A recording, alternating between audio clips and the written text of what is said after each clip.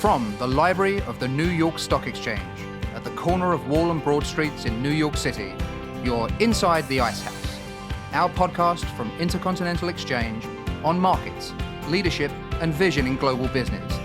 The dream drivers that have made the NYSE an indispensable institution for global growth for more than 225 years. Each week, we feature stories of those who hatch plans, create jobs, and harness the engine of capitalism. Right here, right now, at the NYSE and at ICE's 12 exchanges and 7 clearinghouses around the world. Now here's your host, Josh King, Head of Communications at Intercontinental Exchange. The Ice House, despite its name, is a darn sight warmer than the Jongsan Alpine Center in PyeongChang, South Korea, where the skiing events at the 23rd Olympic Winter Games wrapped up earlier this week. It was a triumphant fortnight in our home, where my kids, aged 13 and 10, and both avid ski racers, were exactly the right age to lap up every moment of NBC's coverage that they could stay awake for. And when big events occurred while they slumbered, they simply went to the NBC Sports app when they woke up to catch the exploits of Lindsey Vonn and Michaela Schifrin. And, as a nervous dad, I hold my breath as the kids watch in awe as Shaun White and Chloe Kim arch skyward in the halfpipe, hoping against hope that they won't trade in their skis for snowboards. For NBC Universal, the Comcast unit that broadcasts the games through all of these devices back in the U.S., projections forecast about $940 million in advertising revenue, up from about $800 million for the games in Sochi, Russia 4 years ago, that despite a small slippage in ratings. But there was no slippage in my household. The kids have now memorized the ads from the names like Visa, Dow, and Toyota, all companies listed here on the New York Stock Exchange. It is an advertiser's dream. But what is it like to be part of the reporting team in Korea? The world's greatest athletes assembling against a backdrop of global nuclear tensions, and in a country that has built itself into an economic powerhouse since the armistice was signed in Panmunjom in 1953. And, oh yeah, what's it like to work at a company that just this week launched a $31 billion bid for Sky TV, throwing a wrench into Rupert Murdoch's dreams? One member of the NBC Universal broadcast team just back from PyeongChang is here with us in the Ice House today to answer both those questions. Folks, he didn't have to go far from his usual shop floor, which is, in fact, the floor of the New York Stock Exchange. Carl Quintanilla, the host of Squawk on the Street on CNBC, which broadcasts every day from Post 9 right in front of the Bell Podium, moonlights every 2 years as an Olympic broadcaster. He joins us right after this. Inside the Ice House is presented this week by the Secure Financial Transaction Infrastructure, or the Safety Network. Safety is the backbone of the ICE platform, providing high-security, high-speed direct market access and trade execution capabilities to over 150 global markets. Safety connects data and analytics from more than 600 proprietary and third-party market sources. More on safety later in the show.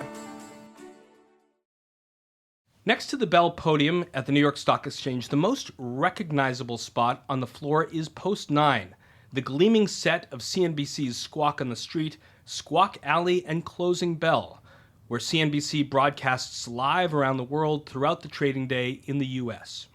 From 9 a.m. to 11 a.m., 5 days a week, Post 9 also constitutes the office for our guest today, Carl Quintanilla, host of Squawk on the Street.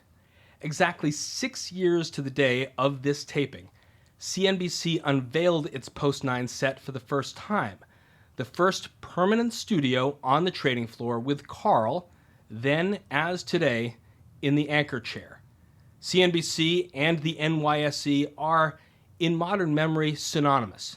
The network has been broadcasting there since Maria Bartiromo first waded into the crowd, brokers screaming out their trades, in August 1995, and CNBC has been there ever since. Carl, welcome back from Korea. No, thanks. It's great to be here, Josh. You left in the midst of the Dow losing the most points in a single session ever, and by the time the Olympics were over, most of the loss has been regained. Thanks for leaving, and why'd you come back so soon? Should I go back for Please. for further gains? It was funny.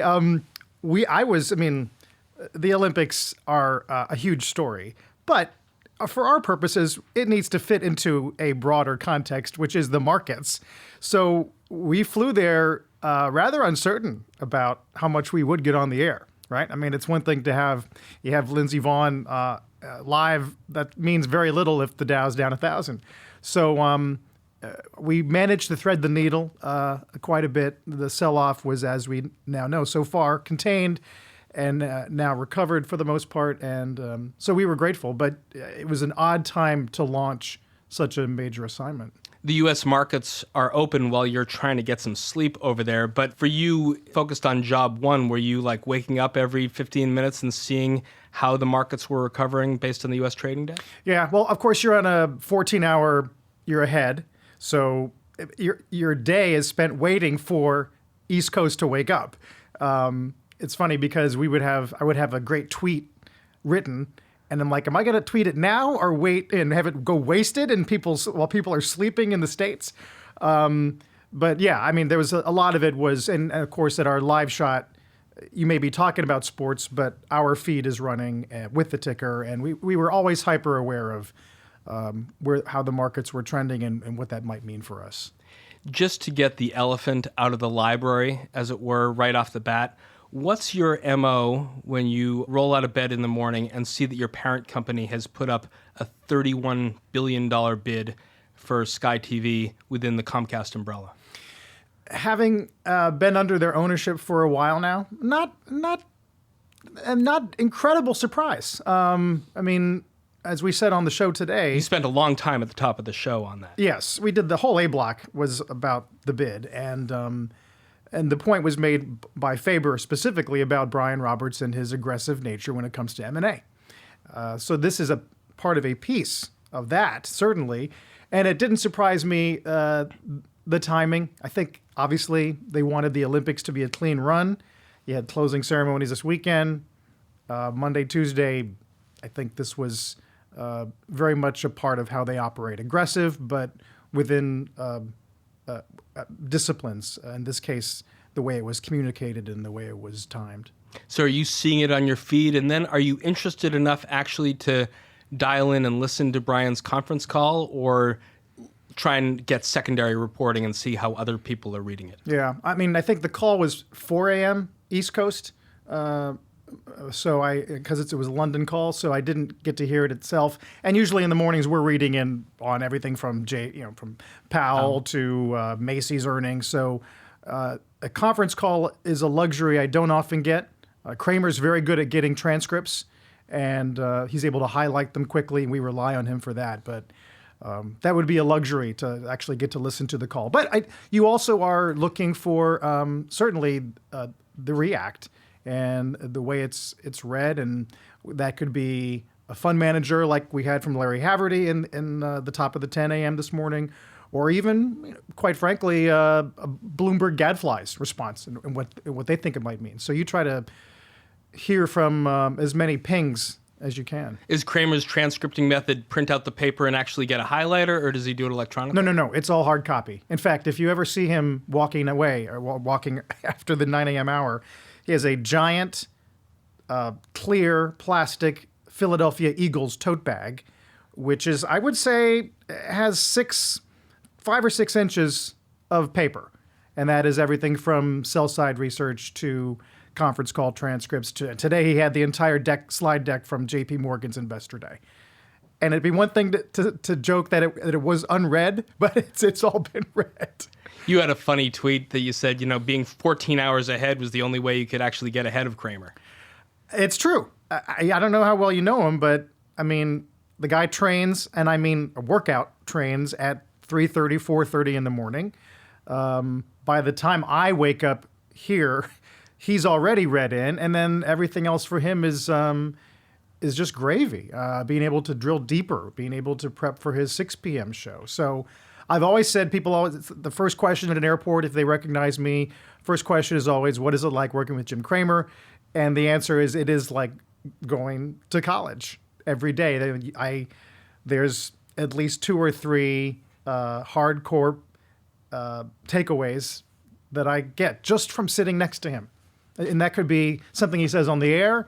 It's just as likely as something he tosses off during a commercial break. It's amazing. So you must have been suffering some Cramer withdrawal when you were in PyeongChang, but shifting now to your experience in Korea, how did the PyeongChang experience compare to Sochi and the Rio games that you've covered? I don't know what number of games this represents for you.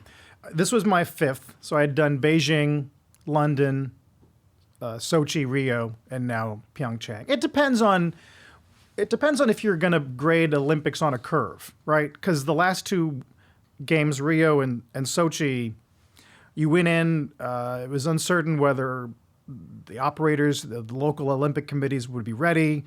Remember, Sochi had all this drama about facilities. Rio, all this drama about security and logistics and crime and traffic. And those were all legitimate concerns going in. Rio was like, is the water going to be safe for the rowers?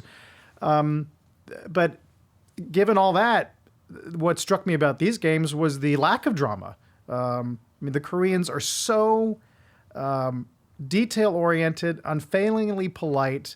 Everything was... I remember we arrived at the village where we were going to be staying, and not only was it a smart lock, but they gave you a wearable in case you wanted to open your door with your wearable. You wouldn't have to dig for your key. That, to me, said a lot about the Koreans, and the venues were ready well in advance of the games. So if you were going to grade on a curve, these guys were ready. Yeah, they were ready. You tweeted at one point, I think, a tweet from one of your colleagues, Lou Dubois, halfway through the games, that the NBC Olympics had live streamed, I think, 1.3 billion minutes of coverage. How much of that did you watch? There's less watching of the events live or streaming than you would think when you cover these games. And most of your time is spent traveling from shoot to shoot. But it was amazing. Those metrics were incredible. We actually did watch a lot of it in our house streaming through the app. There's been some stories today about the linear ratings for NBCU and past Winter Games. Obviously, there's an erosion in the way people watch linear television, and that got reflected in the numbers. But I think we hit the streaming record, or we surpassed Sochi like halfway through the games. It was just a blowout.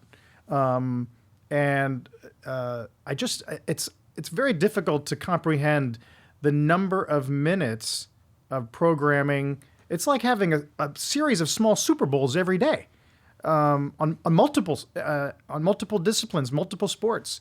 So it's sort of maybe it's an extreme thing to argue, but it's almost as if the Olympics were built to test the bounds of streaming technology. And on the app, you go from event to event if you're watching with a kid. And there's no way to get around the advertising. The advertisers really got to deliver their message to whoever was in front of those screens.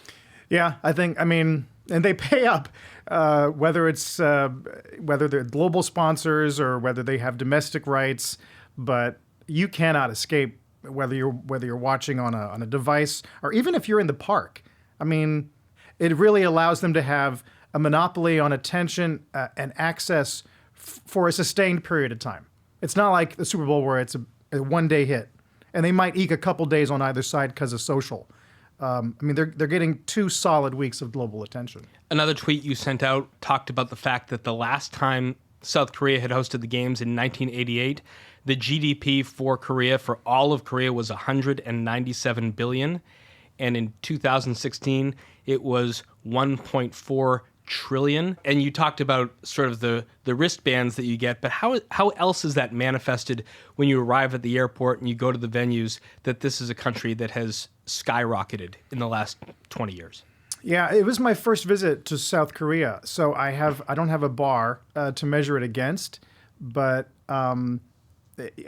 certainly you can look at the phenomenon of these family-owned, now enormous conglomerates like Samsung, which is like a fifth of their trade, and those have run into problems because of corruption and fraud, and their judicial system has addressed those, but they've become an enormous exporter. A lot of it, obviously electronics and appliances, but I think you can sense a country maturing, moving into a role of maturation when it comes to global trade. And they probably have they're looking at other economies as models that they would like to copy and be like. But I think this was a huge step. I mean, it's always, the Olympics are always considered a test for a country. You're on the global stage. In Rio, it ended up being not conclusive, right? I mean, the economy post games maybe didn't live up to aspirations prior, but I think for South Korea it was a big test that they, at least at this early stage, appear to have passed. So let's talk about the unique aspect of the Quintanilla assignment in the games, because it is one of those gigs that you would love to have. You met at a restaurant with David Chang, the founder and chef of Momofuku. And before I have you sort of recount some of the highlights of your time in Korea, let's hear a little bit from that interview. Restaurants now are anchor tenants in buildings. That's a joke. Because it used to be what? Department stores? Yes. And so we opened up in 2004. I remember trying to find leases, and people were like, no, we don't want a restaurant in our building. It's going to decrease the value because of problems with smells or whatever. And now everyone wants a restaurant. The problem is there are too many restaurants. Interesting times. So I think for us, the right thing is to figure out how to say no and to make sure it's right. Is it something we can execute? That was your conversation with David Chang. These kinds of stories you found throughout the games. Chang's a great story. He's a Korean American. Went back there to help contribute to NBC Sports. As part of this enormously interesting business of restaurants and food. He's got a new Netflix show, so we had plenty of hooks to get in. Not to mention that huge spread that you guys had in front of you. Yes, we did go to a traditional Korean lunch. But yeah, I mean, the great part about an interview like that is, sure, you're in Korea at the Olympics and you can talk about the country and the sport, but it's a great avenue back home. I mean, back to your home base of business. And I mean, talking about commercial real estate, I mean, that's what he said about that is amazing. I mean, and there's all sorts of strings out of that, what it means for retail and department stores and millennials and the value of experiences over things. So to hear him say it out loud, we couldn't get a lease before, but now everybody wants us. His problem now is cutting out what is either unnecessary or not feasible to do at scale. That's a nice problem to have, especially in a low margin, sometimes cash business like food. You mentioned that you hadn't been to South Korea before, and another trip that you went on when you were there was up to the DMZ, literally feet away from the official border of North Korea. What was that like for you? It was, it's bucket list for sure. I mean, who wouldn't want to go see that? There was one of the draws. Remember 6 months ago, we thought, who knew what the national security profile would be for the games? And my wife was nervous, and I guess I was nervous. I mean, it was never in doubt that I would go, but the reason I was not in doubt is the draw of going and seeing something like that. So we managed to get a military tour through the joint operation run by South Korean and U.S. military. And it was very intense. People were, because you're on this bus going in, and this South Korean guard with no sense of humor is telling you can only point your camera one way. If you see a North Korean guard across, whatever it is, 50 yards, 40 yards, do not wave at them. Do not try to get their attention. They may think you are mocking them. I mean, this is the locus of all. If there's a national security crisis and the foreign policy crisis in the world, this is it. So everyone, and we were with a few other international reporters, no one wanted to. People were shooting TV stand-ups like I was, and there was some print. Nobody wanted to raise their voice or be very loud. It seemed fraught. But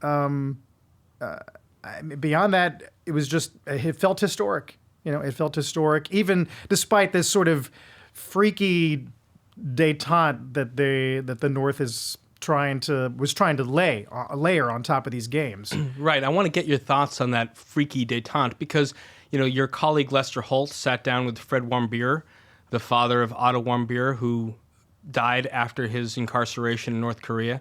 Contrast, and I want to hear a little bit of Lester's interview with Mr. Warmbier, but then I want you to contrast that with what you saw in the stands, and you were tweeting out the pictures of the North Korean cheerleaders, certainly witnessed Kim's sister in the stands keeping her distance, or Vice President Pence keeping his distance from her. Let's hear how Lester brought that story home. Visit South Korea to experience the spirit of the Olympics, and it's close to where, Otto's life was basically changed forever. And so that has meaning too. And when we heard North Korea was going to be here, we felt compelled to show up here at the Olympics. Was it difficult to look and see the sister of Kim Jong-un waving and enjoying the moment? No, she's in the Kim family. We have to put this in context. In the spirit of the Olympics, their athletes are not exchanging ideas with other athletes in the Olympic Village or really participating. So that's a political statement, and this is not political for me. Otto was with a tour group. How are you trying to sort of have both stories reflected on the various platforms of NBC and CNBC and the NBC Sports app? There's definitely political tensions that are right there in front of you, and then there are kids who are joining up on a hockey team. Yeah, I don't think the story is. I think there is one story, and that is the ruthlessness of the regime. I don't think there's there's no debate about that. If there's another story, it's this very, I think, sort of transparent effort to appear something other than ruthless. We went to, I forget, it must have been speed skating, and we didn't realize where we were sitting. All of a sudden, these 40, 50 women stand up in front of us and start doing coordinated cheers, led by, I should point out, a drum major of sorts conducting their efforts. We realized, oh my God, these are the North Korean cheerleaders, who then made a huge splash. It got tons of attention around the world. But I think people, when they saw footage of it, assumed we were somehow celebrating this warm display of athletic appreciation. I saw it as something quite dangerous and disturbing. My thought, one thing I wondered was these cheerleaders are stepping out of North Korea, maybe for the first time in their lives. They're probably part of an extremely elite class in their country. What must it be like to be here in this stadium with people from free countries all around the world? That must have been enormously heady. And maybe they're so brainwashed that they think we're the strange ones. But I thought Lester's interview right there says much more than any footage of the cheerleaders doing their chant. Right. Switching to the actual performances of the athletes, in particular, some of the standout performances of the U.S. athletes, we had at the Stock Exchange just a couple days ago to ring the bell, Chris Madster, who won the silver medal in the luge. And he's also, as you've told us, a pretty shrewd financial planner. He made some pretty good investments on Bitcoin. He does. He has plans post-Olympic to be, he said financial advisor, but I think he meant by that sort of life coach where you take stock of everything in your life, finances included. But is there a cooler guy on the planet than Chris Madster? He looks like a movie star. He just won a silver medal in the Winter Olympics in a very dangerous sport. And he knows his way around a balance sheet. I was really impressed by him. And just what a warm press. Sometimes you get, and I don't mean this as a knock, but sometimes the athletes are so focused, which I assume you have to be, but they're so focused that the outside world, they have a very difficult time expressing themselves to the outside world. Chris is, he's like a guy you saw at the two bar stools down the way at the bar.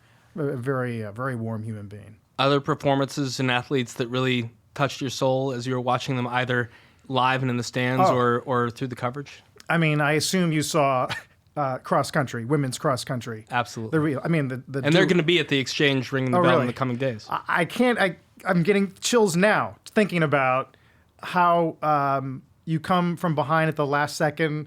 You win an historic medal in the sport for your country.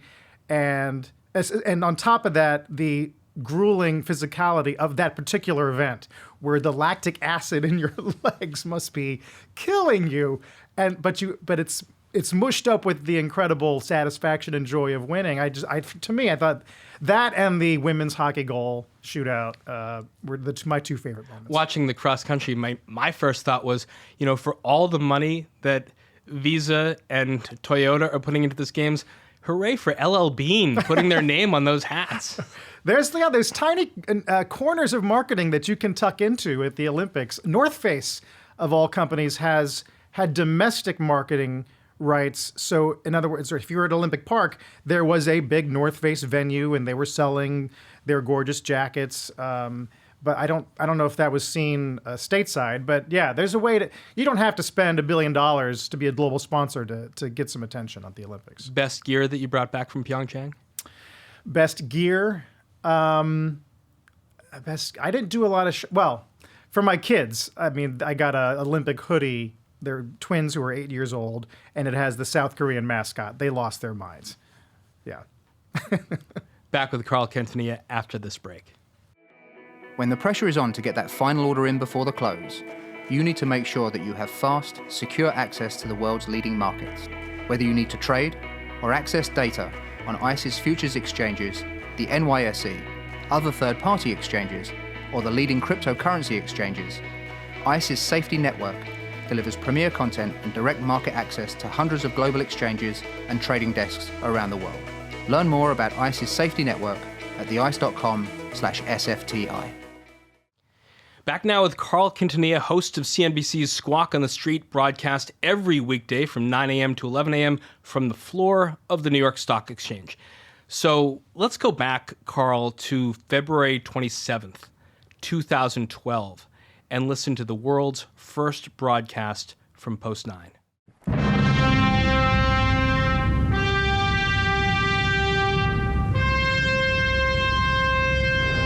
Good morning and welcome to Squawk on the Street. What an historic day it is for both CNBC and the New York Stock Exchange. For the first time, we are broadcasting from our new home, Trading Post number 9, here on the floor of the big board just beneath the iconic Bell Podium. And can you imagine, it all started back in May of 1792 with 24 stockbrokers under a buttonwood tree just outside these doors on Wall Street. More than 2 centuries later, CNBC was first to report live from the floor of the NYSE with our colleague Maria Bartiromo. And today we are proud to be part of the NYSE's evolution as we welcome you to Post 9.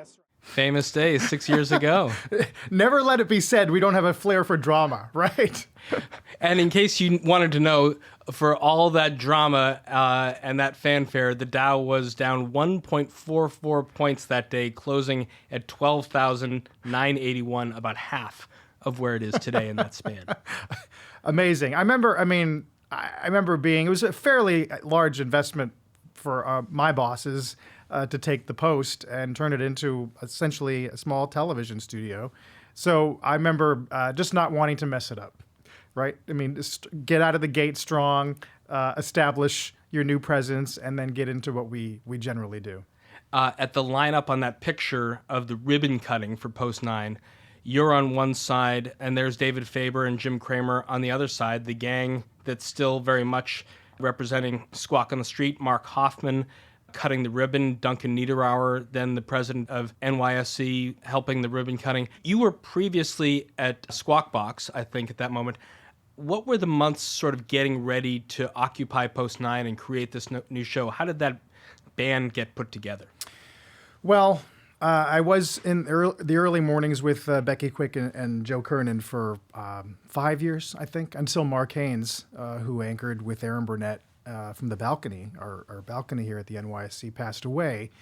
And at that, and his passing sort of created a bit of a domino effect, a reshuffling of anchors in the morning. But, we had already been established here at the NYSE, and Maria, of course, planted an enormous flag for us so many years ago. And just the look of her shot. You remember that one-shot camera coming from above?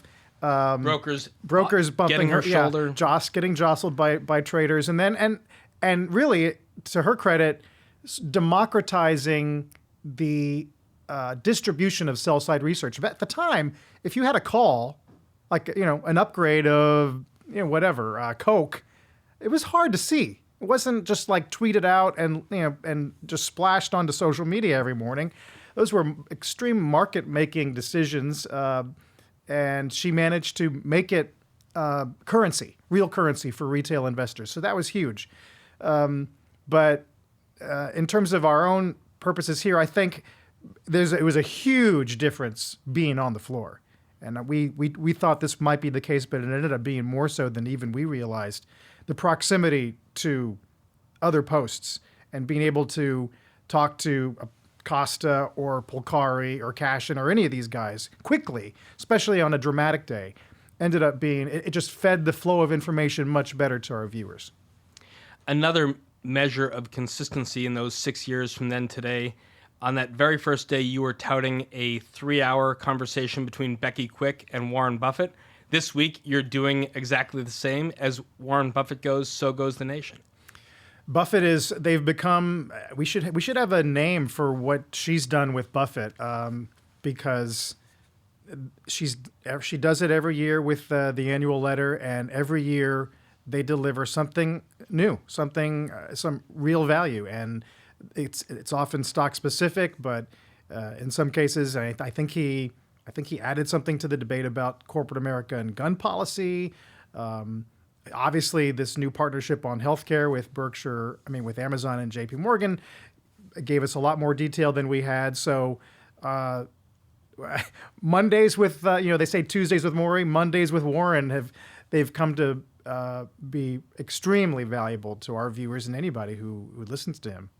Another milestone this week compared to 6 years ago. 6 years ago was 3 Fed chairs ago. Ben Bernanke had his term, and then Janet Yellen for 4 years. And this week, Jay Powell with his first Humphrey Hawkins testimony on the Hill. How did the market react to a new Fed chair in the seat before Congress testifying? Early days, and we've spoken at length about the degree to which markets will, quote, test him. We just came off the air, and the hearing, I assume, is now ended, but we were talking after the show about the way in which his language is different from Yellen's, I guess. He's an attorney and a banker, not a labor economist from a university. So I think he probably he got hammered with a lot of questions about black unemployment and race, social issues that I certainly didn't expect. That'll probably change when he faces the Senate on Thursday.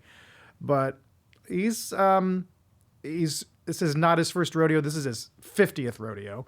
And I think for his first time out, the fact that we didn't see any crazy wild swings or misspeaking, as we saw with Yellen in her first few testimonies, was probably that's probably an arrow in his quiver. And at least you could actually hear his words compared to Alan Greenspan. Yes. Although I think there's something quietly hypnotic about Greenspan's cadence. It's kind of just puts you to sleep, but in a good way. Carl Quintanilla, you originally came out of Boulder, Colorado. You're a print journalist. I think you've been asked in previous interviews about, what newspaper you go to first, and you're a Wall Street Journal guy. I followed you closely when you're in the Olympics, and I feel like there's a writer waiting to get out. Do you ever miss the actual putting words together in paragraphs and sentences and seeing an article or a book come to life? I will say there's nothing being on television for whatever show, Today Show, nightly, whatever, there's nothing like seeing your name in the paper. And whether it may be crass to admit it, but it's a huge thrill to see your name on the front page of the Wall Street Journal. I'm sure it is for journalists there today. The thing that I loved about print was you are either, based on your story, you're either a hero or a goat. And you either come back with the goods and it's a great story, or it's not. And it's very much an individual, it's a meritocracy based on you and what you can provide. TV, as I learned as I got sort of nudged into it, is so collaborative. Everybody, you're constantly interacting with sound technicians and producers and executive producers and cameramen and editors, and so that credit is more disparate. But if you enjoy the sort of family-like atmosphere of working with a bunch of people, TV is where you want to be. And I think that and the immediacy of what's happening at this exact moment, for me now makes TV a little more enjoyable. We've talked about your gigs actually following the markets and in business, also your moonlighting following sports, and you also do a little bit of work with Real Sports, or have done with Brian Gumbel in the past. But some of your most treasured moments as a journalist on TV have come, I think, when you were embedded with troops in Iraq and even covering Hurricane Katrina in Louisiana. How important is it to flex other muscles of your journalistic engine? Depends on what your career strategy is, I guess. Some refine their on-air personality to a point where you're identified with politics, right? And you are a great political journalist. Same with sports. In cable news, you can be seen as being this pit bull interviewer who holds people accountable, and that's very effective. And if you can establish that kind of identity, you can have huge success. My general strategy over time has been to be more of a jack of all trades. Keep them guessing. Demonstrate your familiarity with sports and film and art and business. And I mean, if you have a wide spectrum of interests, express that. And if you follow Carl Quintanilla, on Twitter, you get the full gamut of hopefully. That. Hopefully. I would just hate to be, and if you're on CNBC, I probably am pigeonholed to some degree as a business guy. Fine. But I would like to smooth that out as much as I can. You once said at one point in your life wanted to be a DJ. So if it wasn't for doing business journalism or journalism at all, and put curling aside, what would Carl Quintanilla want to be doing? DJs barely exist anymore, right? Because everything's automated. So that's probably out the window. I'd love to be a great jazz pianist. That would be great, to make a living doing jazz piano at night in some club. That might be something I'd trade this in for. You grew up, I think, attending 10 schools in 12 years. Did all of the diversity of places that you experienced train you to be a better analyst of what was going on and a better question asker? I think for most of my, from first through 12th grade, I was almost always the new kid or one of the new kids. Just the fact that my dad, who worked for Dow, we were constantly moving, and he was in finance and we got transferred around a lot. So having to make friends quickly, to ingratiate yourself in a new environment, a new construct, I think is helpful if you're trying to develop sources, create relationships with people in business, or in this case, media. Yeah, it came as a help, I think. I think it's odd. I don't know if you have this experience, but your childhood tends to become a bit of an inverse of what you give your kids. So like now my kids have never gone to anything but one school, and I hope it stays that way because for whatever reason, I've decided I don't want to do that to them what my dad did to me. Yeah, I mean, I stayed in one house my whole life growing up, and although we've been mostly Northeast, in New York City, they've had 3 different apartments. And so it's one city, a lot of different places. As we wrap up, Carl, thinking about your kids, I think you said you had twin girls. You see so much of the world from Post-9, the good, the bad, and the ugly of the global economy. Today on the floor of the exchange, Canada Goose, NYSE ticker symbol GOOS, rang the opening bell in honor of International Polar Bear Day. You worry that the engines of capitalism, the thing that we celebrate every day on the exchange, will put greater strain on the environment for your daughters or my kids? Or do you think that as we look ahead, the spirit of innovation and the things that are coming out, whether it's about the environment and healthcare, will address some of the more critical issues that we face? Are you sort of an optimist or pessimist about where global business brings our world? I honestly would defy anyone to sit where I sit in the morning and watch these creators ring the bell. I always say it's hard to imagine capital being created in front of your eyes, right? Which is what you're seeing. That happens with every IPO.